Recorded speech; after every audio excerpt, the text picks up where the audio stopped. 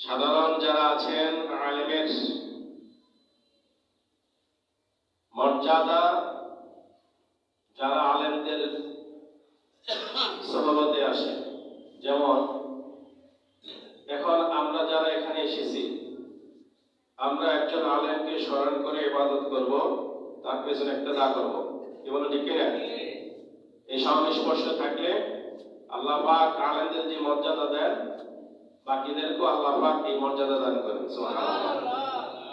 সম্মানিত ভাইরা, শুরু থেকে শেষ পর্যন্ত কথাগুলো শুনবেন খুব মনোযোগ সহকারে। তো আল্লাহ ঘোষণা দিয়ে দিলেন, ইন্নামা ইয়াখশাল্লাহা মিন ইবাদিহিল উলামা। বান্দাদের মধ্যে আল্লাহকে ভয় করে একমাত্র আলেমরাই। দ্বিতীয়ত আরেক জায়গায় বলছেন, ওয়ামান ইউতাল হিকমাতা ফাকাদ উতিয়া খায়রান কাসীরা। আল্লাহ পাক রব্বুল আলামিন ইরশাদ করেন, যাকে ইলমি দ্বীন দান করা হয়েছে তাকে প্রভু তো পর্যাপ্ত কল্যাণ দান করেছে। তাহলে যাকে ইলমি দ্বীন দান করা হয়, যাকে আল্লাহ পাক আলেম হওয়ার তৌফিক দিয়েছেন, যাকে জ্ঞান অর্জন করার তৌফিক দিয়েছেন, আল্লাহ পাক বলেন তাকে আমি প্রভূত কল্যাণ দান করেছি। শিক্ষিত অশিক্ষিত এর মধ্যে তফাৎ আছে না নেই? জানে জানে না এর মধ্যে তফাৎ আছে না নেই? আল্লাহ বলেন যারা জানে আর যারা জানে না, কুল হাল ইয়াস্তাউিল্লাযীনা ইয়া'লামুনা ওয়াল্লাযীনা লা ইয়া'লামুন। আল্লাহ বলেন যারা জানে আর জানে না তারা কখনো এক হতে পারে না। সুবহানাল্লাহ। তো জানে যারা, তারা অবশ্যই ইলমে জ্ঞান অর্জন করেছেন। জ্ঞান অর্জন করেছেন যারা, তারা জাননেওয়ালা। যারা জ্ঞান অর্জন করেন নাই, আমাদের সমাজে আমরা যাদেরকে মূর্খ বলি, কি বলি বলেন? অশিক্ষিত বলি, মূর্খ বলি। এরা আর যারা জানে, শিক্ষিত, জ্ঞান অর্জন করেছে, তাদের সাথে এরা কখনো এক হতে পারে না। খেয়াল রাখবেন কথাগুলো, পরবর্তীতে ব্যাখ্যা বলবো।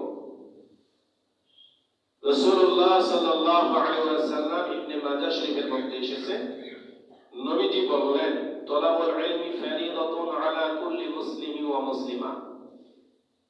ইলম যদি অর্জন করতে হয়, সেক্ষেত্রে রাসূলুল্লাহ সাল্লাল্লাহু আলাইহি ওয়াসাল্লাম বলেন, শুধু পুরুষরাই শুধু ইলম অর্জন করবে না, ইলম অর্জন করবে পুরুষ এবং নারী। এজন্য আল্লাহ রাসূল ঘোষণা দিয়েছেন, তলাবুল ইলমি ফারিদাতুন আলা কুল্লি মুসলিমি ওয়া মুসলিমা। সকল নর-নারী ইলম অর্জন করা ফরজ। সুবহানাল্লাহ। এবার ইলম অর্জন করা কি করেছেন? ফরজ করেছেন আল্লাহ পাক।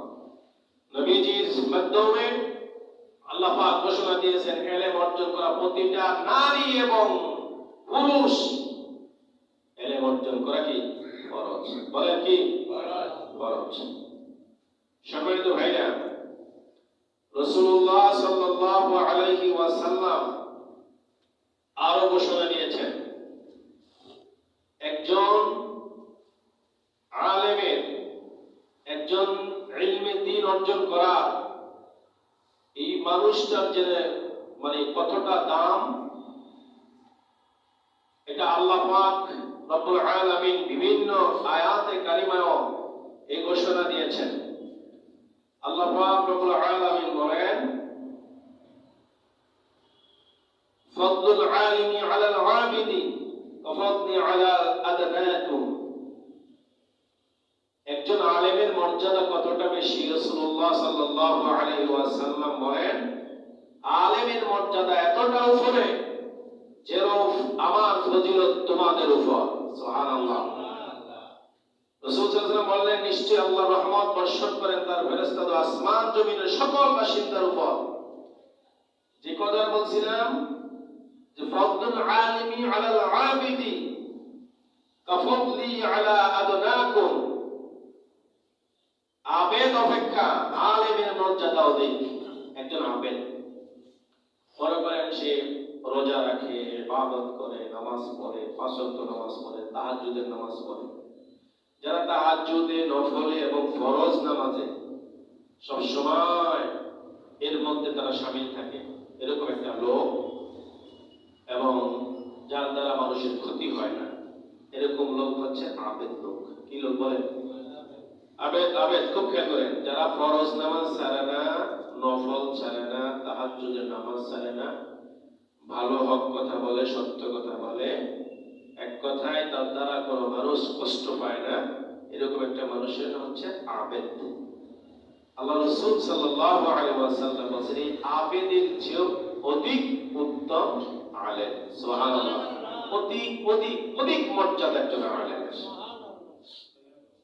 সম্মানিত ভাইয়া, বলেন দেখি, যারা আজকে একটা সন্তানকে আলেম বানাইছেন, যদি বানায় থাকেন, ভালো করেছেন না খারাপ করেছেন? কথা কয় না, গরিব হয়ে যাবে, তাই না? এখন বাচ্চাদেরকে মাদ্রাসা পড়াতে চায় না অনেকে, গরিব গরিব হয়ে যাবে। কারণ আলেমরা খাইতে হয় না, আলেমরা অল্প টাকা ইনকাম করে, আলেম হয়ে লাভ কি? নাউজুবিল্লাহ বলেন। আচ্ছা, রিজিকের মালিক কে? আল্লাহ। আপনি যে বড় শিক্ষিত হবেন, পিএইচডি করবেন, অন্যভাবে পড়াশোনা করে অনেক কিছু হয়ে যাবে, আপনি ভাবেন কিভাবে যে আপনি অনেক টাকা পয়সার মালিক হবেন? হতে তো পারে আপনার এই বড় অবস্থায় ইন্তেকাল হয়ে যেতে পারে, কথা কয় না, তো মারাও যেতে পারে। কিন্তু আমাদের সমাজে এরকম এক দল আছে, এরকম লোক বলে মাদ্রাসা, এটা এক পর্যায়ে মাদ্রাসার বিরোধিতা করা, মাদ্রাসা পড়াতে চায় না। আর আমরাও দেখছি মাদ্রাসাতে যখন আমরা ছাত্রদেরকে পড়াই, অধিকাংশ একেবারে ছিন্ন ছিন্ন লোকের ঘরের পোলাপানগুলো আমরা মাদ্রাসায় নিয়ে পড়াচ্ছি। যারা ধরেন 4 তলা 5 তলা 10 তলা বিল্ডিং এর মালিক, এদের ঘরের সন্তান করে আলেম পাইবেন না। যারা মোটামুটি এমপি, ব্যারিস্টার, এমপি হয়েছে যাদের, এদের ঘরের একজন আলেম পাইতেন না। সমাজে যারা একটু নেতা গাদা, সমাজে উঁচু করে কথা বলে, এদের ঘরের একটা ছেলেকে পাওয়া যায় না। আলহামদুলিল্লাহ ইদানিং কিছু লোক ঢুকছে, কিছু লোক আবেগবোধ হয়েছে, কিছু লোক চিন্তা করছে না একটা সন্তানকে আলেম বানিয়ে যায়। কিন্তু তারপরও দেখা যায় ওই ঘরের পোলাপান গুলো কি আলেম হয় না। সম্মানিত ভাইরা, মাঝে মধ্যে দেখবেন যে মাহফিল গুলাতে এরকম কথা বলা হয় যে পাগড়ি প্রদান করা উপলক্ষে মাহফিল, এরকম একটা মাহফিলে যাবেন, গিয়ে দেখবেন কলিজারে মারাইতে পারবেন না। 8 বছর 10 বছর বাচ্চাদেরকে যখন পাগড়ি গুলা দেওয়া হয়, কোরআনে হাফেজদেরকে পাগড়ি দেওয়া হয়, তখন আপনি আবেগবোধ হয়ে যাবেন, যেটুকু একটা সন্তান আল্লাহর এই 30 পারা কোরআন সিনার মধ্যে ধারণ করেছে। আল্লাহ কি বলেন? এমনি কি বলেছে যে আলেমদের মর্যাদা কেন একটা আবেদের চেয়ে মর্যাদা বেশি? আপনি কি মনে করেছেন যে আল্লাহ পাক সূরা ফাতিরের মধ্যে, কোরআনের মধ্যে ঘোষণা দিয়ে দিল যে আল্লাহকে যদি ভয় করে, আল্লাহ বলেন বান্দাদের মধ্যে যদি কেউ যদি আমাকে ভয় করে তাহলে আলেমরাই করে। কেন আলেমরা করে জানেন? আলেমদের আর কিছু না হোক, আলেমদের জীবনে আমি বলতে পারি এতটুকু, তবে আলেমদের মধ্যে 2 শ্রেণী আছে, এটা আমি পরে বলতেছি। আলেমদের আর কিছু না হোক, প্রতিটা মুহূর্তের মধ্যে আলেমদের ভিতরে আল্লাহর একটা ভয় কাজ করে। ইভেন কি আলেমরা আল্লাহর যে প্রধান হুকুম 5 ওয়াক্ত নামাজ, এটা ছাড়ে না। যদিও অনেক সময় ফরজে বা জামাতে পড়তে পারে না, অনেকের ব্যস্ততার কারণে যদিও হতে পারে, কিন্তু তারপরেও এই নামাজ পড়তে ছাড়ে না তারা। সুবহানাল্লাহ। আমি অনেক দেখেছি, অনেক আলেমদের সাথে আমাদের ওস্তাদদেরকে দেখেছি যে তারা কিভাবে ইবাদত করে। সম্মানিত ভাইরা, এই যে ইমামতি কেন করি জানেন?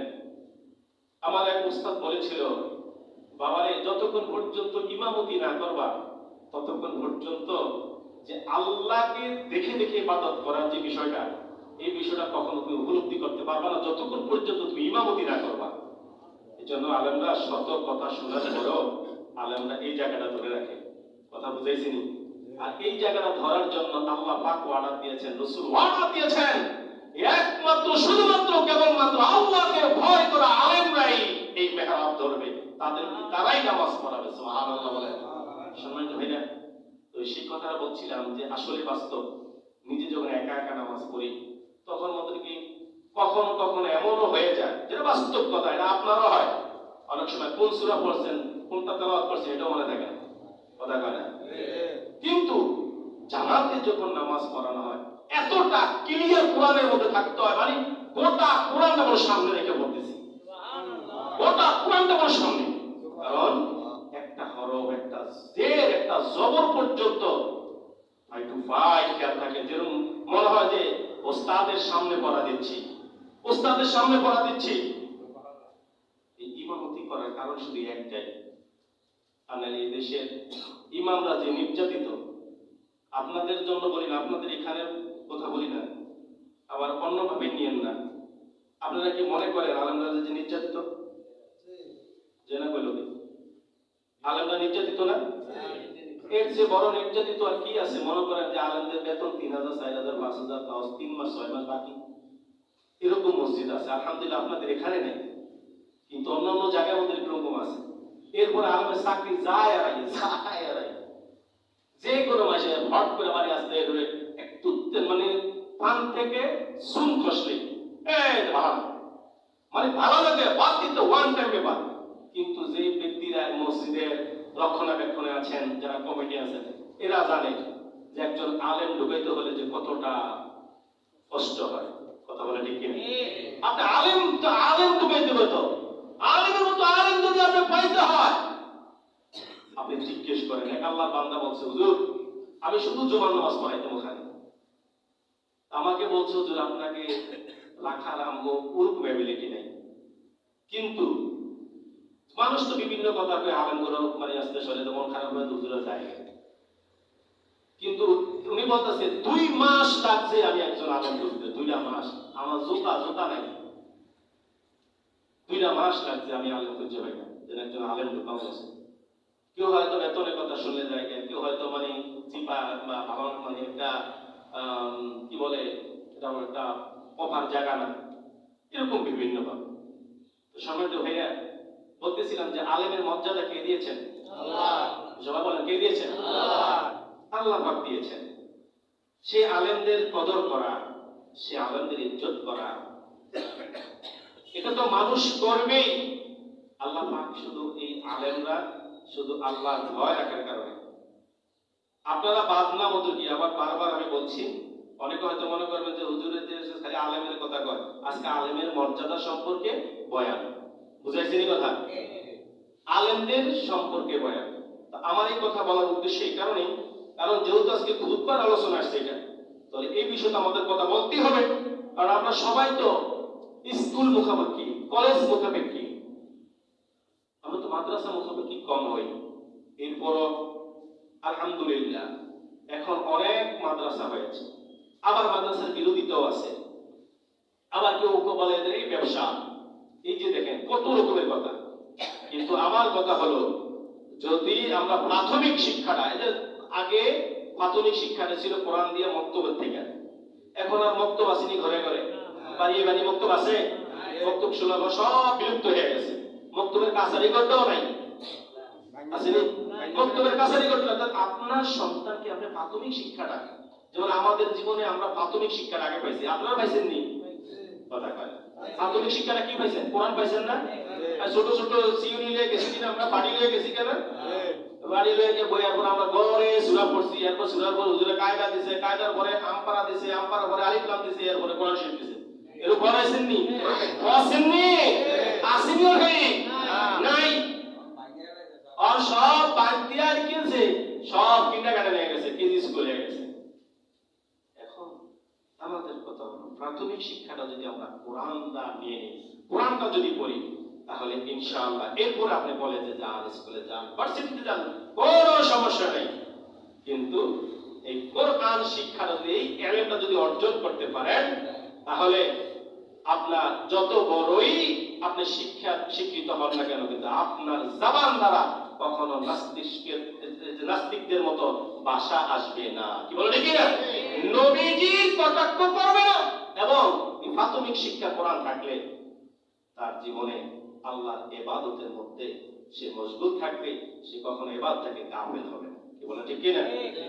সম্মানিত ভাই, আসল শিক্ষা হচ্ছে কোরআন শিক্ষা। কারণ আল্লাহ রাসূল সাল্লাল্লাহু আলাইহি ওয়াসাল্লাম বলেছেন, তলাবুল ইলমি ফারিদাতুন আলা কুল্লি মুসলিম। ইলম মানে জ্ঞান। তো কোন জ্ঞান অর্জন করবে? কোন জ্ঞান? আল্লাহ রাসূল সাল্লাল্লাহু আলাইহি ওয়াসাল্লামকে যখন জিবরাইল আলাইহিস সালাম বলেন, ইয়া রাসূলুল্লাহ আপনি পড়েন, নবী কয় আমি জানি না। কয় পড়েন, নবী কয় আমি জানি না। কয় পড়েন, কয় জানি না। তিনবার কথা বলা পরে নবী জিবরাইল বলতেছেন ইকরা বিসমি রাব্বিকাল্লাযী খলাক।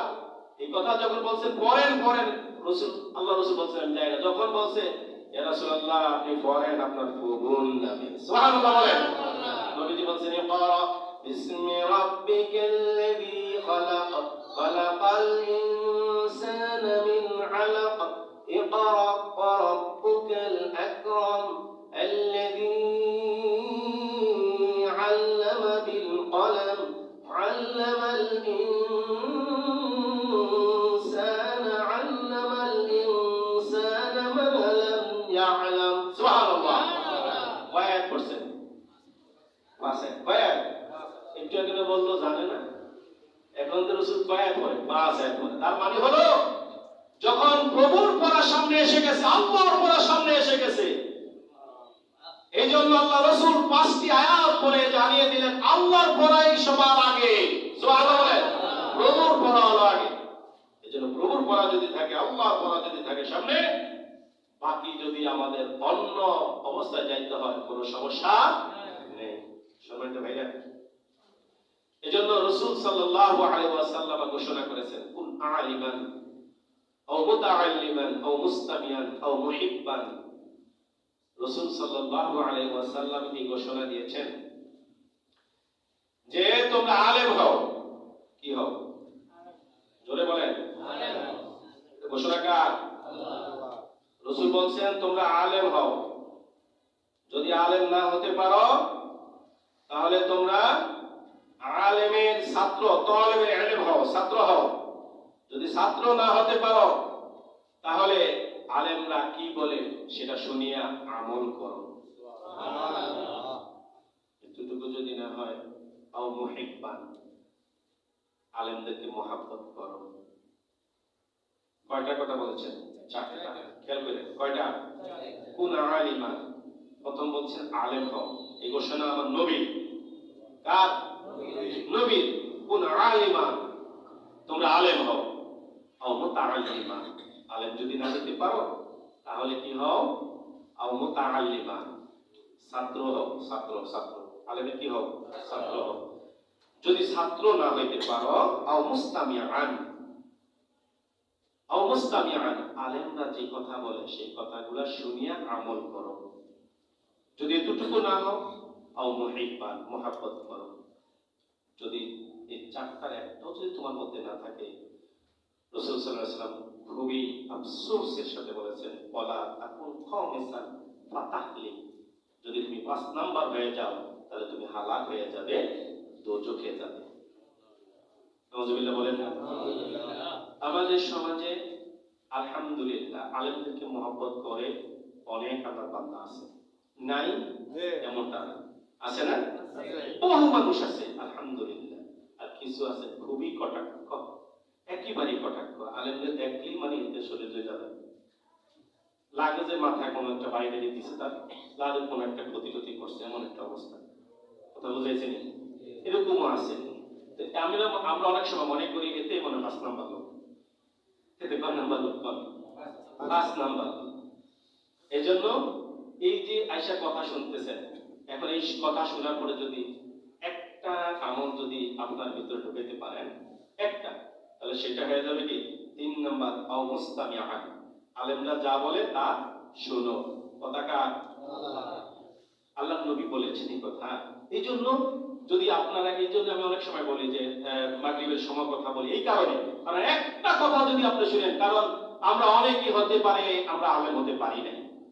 আমাদের অনেকেরই যেমন যদি সূরা ফাতিহাটাই মুখস্থ না থাকে ভালো করে, সহি শুদ্ধ না থাকে, যদি আমাদের একটা মাসলার বিষয়ে যদি আমাদের কি বলে জানা না থাকে, নামাজের 13টা ফরজ যদি এই বিষয়গুলো যদি আমাদের কমপক্ষে জানা না থাকে, নামাজের ওয়াজিব 14টি এগুলো যদি আমাদের না জানা থাকে, নামাজের ভঙ্গের কারণ 19টা, সেই 19টা যদি আমাদের না জানা থাকে, তাহলে আমরা কি মনে করি?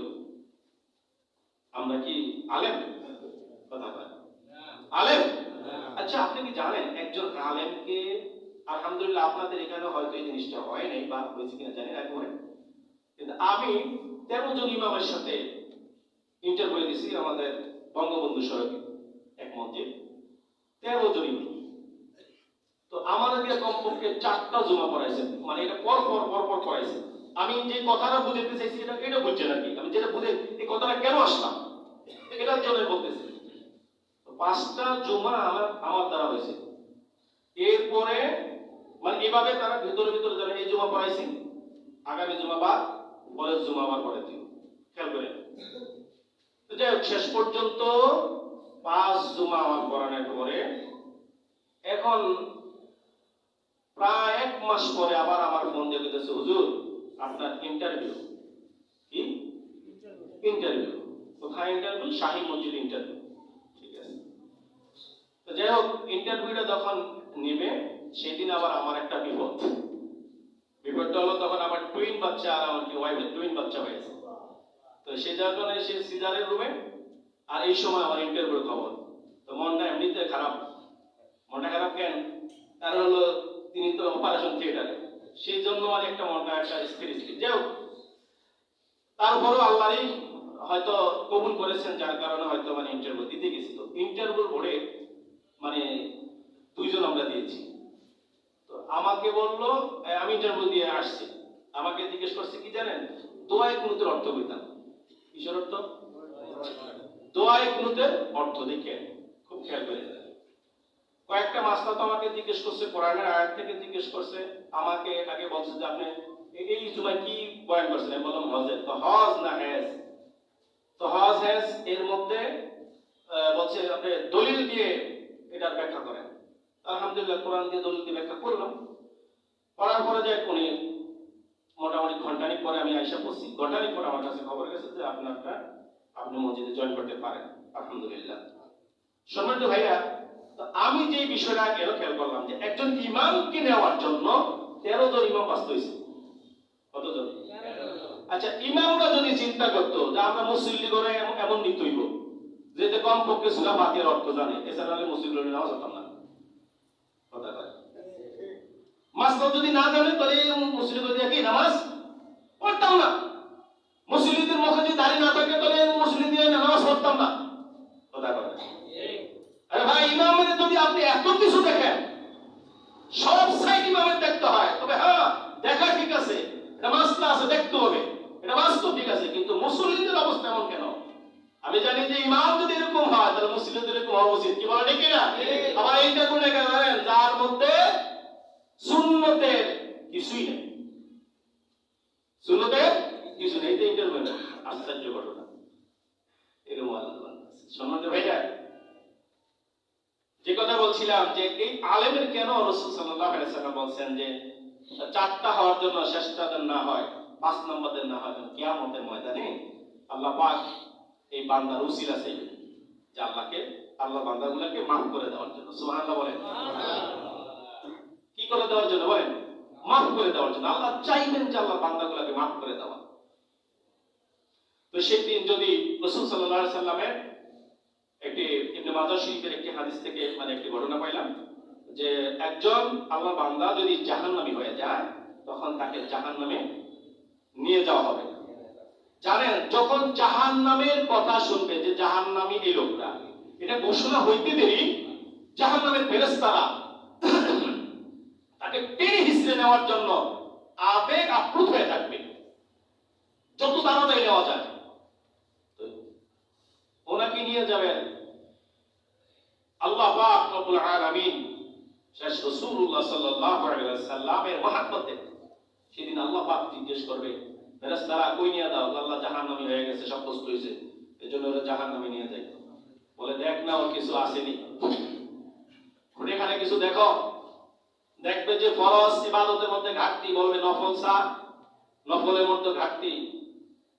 এবার বলবে যা দেখ যে কোন আলেমের সাথে সম্পর্ক, দেখবে তাও নাই, আলেমের সাথে সম্পর্ক নাই, মহাব্বত নাই। শেষ পর্যন্ত আল্লাহ রাসূল সাল্লাল্লাহু আলাইহি ওয়াসাল্লাম শেষ যে বাক্যটা দিয়েছেন সেটা হলো যে এই কথা বলবে যে দেখো যে ব্যক্তি আলেমকে ভালোবাসছে ওই ব্যক্তিকে মানে আলেমকে ভালোবাসার লোকটাকে এই লোক ভালোবাসছে কিনা।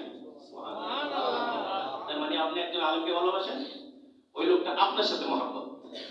আপনার সাথে মহব্বত কার সাথে? একজন আলেমের সাথে। আপনার সাথে মহব্বত কার সাথে? আলেমের সাথে। আর ওই লোকটার মহব্বত ওই ব্যক্তির সাথে। এরকম ব্যক্তি যদি হয় আল্লাহ পাক এই উসিলা মাফ করে দেন। সুবহানাল্লাহ বলবেন। সম্মানিত ভাইরা, এই জন্য বলি একজন আলেম বানান, একটা ছেলেকে আলেম বানিয়ে যান। কোরআনে হাফেজদের কি দাম জানেন? আপনি শুধু ছেলেকে বানাবেন, মেয়েকে বানাবেন, মেয়েকে কোরআন শিক্ষা দেন, আলেম বানান। আলহামদুলিল্লাহ আমার 3টা মেয়ে। আমার বড় মেয়েটা কোরআনের হেফজ পড়তেছে, 3 পারা হয়েছে। আলহামদুলিল্লাহ বলতেন না? ছোট 2টা মেয়ে, তারা এই 8-9 বছর বয়সে পড়ছে। আলহামদুলিল্লাহ কোরআনকে সই শুদ্ধ করে এখন পড়তেছে। তারা নাজরা পড়ে, মাদ্রাসার একটা বিভাগ আছে নুরানি নাজরা হেফজ বিভাগ। এবং আমার মাদ্রাসার ভিতরে আলহামদুলিল্লাহ ক্লাস 10 পর্যন্ত আছে, কিতাব বিভাগ আছে, নাজরা নুরানি হেফজ আছে। মেয়েদের জন্য সম্পূর্ণ আলাদা। আমি মেয়েদেরকে আলহামদুলিল্লাহ আমার এখানে যে মেয়েগুলো পড়তেছে প্রায় 40টা মেয়ে পড়তেছে। 40টা মেয়ের যদি আমি প্রতিযোগিতা দেয়, এই এলাকার ভিতরে পাওয়া যাবে না একজন মানুষ বা অন্য মেয়েরা যে স্কুল ইয়াতে পড়ে একজন পাওয়া যাবে না এদের সাথে প্রতিযোগিতা করতে কোরআন দিয়ে। তাহলে এই জীবনে আপনার জীবনে বলেন, আপনার জীবনের মূল্যটা কি, দামটা কি যদি একটা সন্তানকে আপনি আলেম বানিয়ে না দিতে পারেন? আপনি কি জানেন মরে যাওয়ার পরে যেন আপনার কিচ্ছু থাকবে না, সবাই আপনাকে ভুলে যাবে? যদি আপনি একটা জিনিস রেখে যেতেন, দোয়াকির সন্তান একজন আলেম, যদি আলেমা একজন আলেম একজন আলেমা যদি বানিয়ে যেতে পারেন, এর সওয়াব আপনি কিয়ামত পর্যন্ত পাবেন। একজন কোরআনে হাফেজের বাবা মায়ের এত দাম, কিয়ামতের ময়দানে হাফেজদেরকে যদি সে ওই এলেম অর্জন করার সাথে সাথে আমলও করে, এলেম অর্জনের সাথে কি করে? আমল করে। আপনারা ভাইবেন না আলেমরা যে মানে সবই খারাপ না। রাসূলুল্লাহ সাল্লাল্লাহু আলাইহি ওয়াসাল্লামকে প্রশ্ন করা হয়েছে এই ব্যাপারে প্রশ্ন করা হয়েছে। মনে রাখবেন অনেকগুলা কথা। রাসূলকে বলছেন, ইয়া রাসূলুল্লাহ ভালো মানুষ কারা? ভালো। রাসূল বলছেন, খায়রুল খিয়ারুল উলামা, ভালো মানুষ হচ্ছে আলেম। সুবহানাল্লাহ বলেন। সুবহানাল্লাহ। আল্লাহ যেরকম বলছে, ইন্নামা ইয়াখশাল্লাহা মিন ইবাদিহিল উলামা, বান্দাদের মধ্যে আলেমরাই আমাকে ভয় করে। আলেমরাই আমাকে কি করে? ভয় করে। আবার ওই জায়গায় আল্লাহ রাসূল বলছেন, রাসূলকে প্রশ্ন করার সাথে সাথে রাসূল বলছেন, খায়রুল খিয়ারুল উলামা, আলেমরাই ভালো। সুবহানাল্লাহ বলেন। তো আবার বলছি, ইয়া রাসূলুল্লাহ খারাপ কারা? নবী বলছেন, ওয়াশারুল শিরারুল উলামা, খারাপ হচ্ছে বেআমলকারী আলেম। এই কথা মনে রাখবেন, আলেমরা খারাপ না, বেআমলকারী আলেমরা খারাপ। আলেম হচ্ছে টুপি টাপি পড়ছে, পাঞ্জাবি পড়ছে, দাড়ি রাখছে, মনে করেন না তারা আলেম। এটা আলেমের সুরত। আলেমের কি? আরে ভাই করবেন, আলেম নাকি? এটা আলেমের সুরত। আলেম হচ্ছে ওই ব্যক্তি 7 বছর 8 বছর বয়সে মাদ্রাসায় ভর্তি হয়েছি, তখনকার থেকে পড়া শুরু হয়েছে, এই যাবৎ পড়ালেখা চলছি, এই যাবৎ এখনো পর্যন্ত পড়তেছি, পড়াচ্ছি, এখনো পড়াচ্ছি। সেখান থেকে মা বাবার আদর স্নেহ মায়া মমতা ত্যাগ করে দূরে কোন এক মাদ্রাসায় গিয়ে পড়াশোনা করেছি। 8-9 বছর বয়স যখন আমরা মাদ্রাসায় পড়ালেখা করি, এখন কি বাচ্চারা পড়াশোনা করে? আপনারা জানেন না, ছোট ছোট বাচ্চাগুলোদের কোরআন পড়তে দেয়, তাদের কত কান্না, কত রাতের কান্না। মা বাবার আদর রেখে তারা মাদ্রাসায় পড়ে থাকে, কত বালিশ চোখের পানি ভিজে, মা বাবা বুঝতে পারি না, এত দূরে থাকি। আর যদি দেখি ছোট ছোট সন্তানগুলা 9-8 বছরের বয়সের বাচ্চাগুলা নিজের কাপড় নিজে ধোয়, নিজের খাবারটা নিজে খায়, আর বড় কথা হচ্ছে তারা কোরআন তেলাওয়াত করে। সম্মানিত ভাইরা, একজন আলেম অনেক কষ্টের হয়, অনেক কষ্ট। আপনারা তো ভাবছেন যে আলেমরা মনে হয় এলাকায় ঘরের বাড়িতে খালি খায়, মান্না খায়, আমরা এরকম তো ভাবতেই মানুষ, অনেক মানুষ। কিন্তু একজন আলেম হইতে অনেক কষ্ট স্বীকার করতে হয়, অনেক কষ্ট। কোরআনে হাফেজ হইতে গেলে কত বেতের বাড়ি খাইতে হয়, কত কোরআন শরীফ নিয়ে দাঁড়িয়েছিলাম, ঘন্টা বাই ঘন্টায় দাঁড়িয়েছিলাম, কোরআন শরীফ পড়ার সবক দিতে পারি নাই, ঘন্টা বাই ঘন্টা দাঁড়িয়েছিলাম। শুনতে ভাইয়া, একজন আলেম হওয়া এত সহজ কথা না। এরপরে হুজুররা দাঁড়ায় তাহাজ্জুদের সময় নামাজ পড়ানোর জন্য কত তোমরা তাহাজ্জুদে দাঁড়িয়ে যাও, সে তাহাজ্জুদের সব কান্না শুধু এলেম অর্জন করার জন্য। কারণ এই এলেম অর্জন করতে গেলে শয়তান সবচেয়ে বেশি ধোঁকা দেয়। এখনো দেখা যায় 10 পারা 15 পারা 16 পারা কোরআন হইলে এরপরে তাদের আস্তে করে হঠাৎ তাদের ভিতরে এমন একটা ঢেউ আসে, তারা কোরআন পড়া ছেড়ে চলে যায়, আর তাকে রাখতে পারি না। শয়তান এত বড় ধোঁকা দেয়। সেখানে এই জন্য আমরা বাচ্চাদেরকে বলি যে বাবা সবসময় আল্লাহর কাছে চাও, কারণ আল্লাহ বলছে মাইয়ুরিদিল্লাহু বিহি ইউফাক্কিহু ফিদ্দীন, আমি তাদেরকে ফিদ্দীন দেই, দিন বুঝাই। আমি দ্বীনের সহবত তাকে দেই, ইলম তাকে দেই যাকে আমি ভালোবাসি। সুবহানাল্লাহ বলেন। আল্লাহ এক জায়গায় বলছেন আল্লাযীনা আমানু মিনকুম ওয়াল্লাযীনা উতুল ইলমি দারাজাত, আমি তো ইলমের দারাজা তাদেরকে দেই যারা আমার দিকে এগিয়ে এসে এক নিয়তে এক খেয়ালে যারা ইলম অর্জন করে, আমি তাদেরকে ইলমের দরজা খুলে দেই। সম্মানিত ভাইরা, এই জন্য বলবো এখানে যারা আছেন, একটা বাচ্চা হলো, একটা ছেলে হলো, একটা মেয়ে হলো, আলেম বানান, আলেম বানিয়ে যান। এটাই কিয়ামতের ময়দানে আপনার জন্য এটা সুপারিশ হয়ে দাঁড়াবে। এই সন্তানটাই আপনার নাজাতের ফয়সালা হবে। আল্লাহ পাক আমাদের সবাইকে আলেমের মর্যাদা এবং আলেম বানানোর জন্য আল্লাহ তৌফিক দান করে। সকলে বলেন আমিন।